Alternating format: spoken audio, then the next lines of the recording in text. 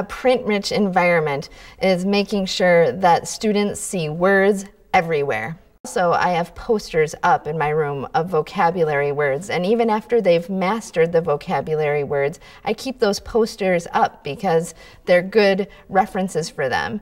I had a student today that asked me, how do you spell buffalo? And another student said, look at the poster, it's on the poster. And that just makes me excited to know that they're using those things. Another easy way to have a print-rich environment is to have a word wall, either by content words or the way I use it is for sight words, for common sight words that my students use. So having books and just having labels of things. In an ELL classroom, if you can label light switch and bookshelf and TV and all of those things, it's just students should be seeing words everywhere to help them learn how to read, help reinforce the skills they learn. And as much as I try to make my classes as interesting as I can, students' eyes wander. Let them be wandering over words in English instead of wandering over walls, bare wall space. So it's important to teach newcomer students phonics explicitly. Some of the students have literacy in their native language. The majority of my students don't. So for them, even the concept that a letter represents a sound is something that's new.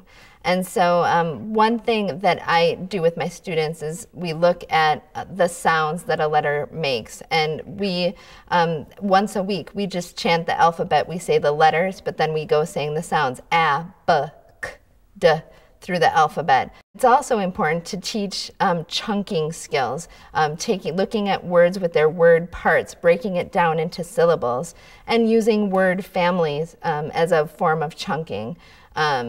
It's also important to teach them some of those phonics rules, like word families, but also the short vowel sounds, the long vowel sounds, the fact that E at the end of a word, like the vowel, consonant vowel, that the other vowel says its name.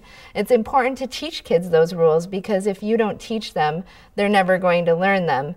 And you can pick up some of those rules just from reading a text and reading along while a teacher reads, but you need that explicit instruction just to help break those steps. And I think that's something that a lot of adolescent teachers, we just don't have the training in doing. But it's important for us to go back and try to remember some of those elementary skills because we are teaching students how to read.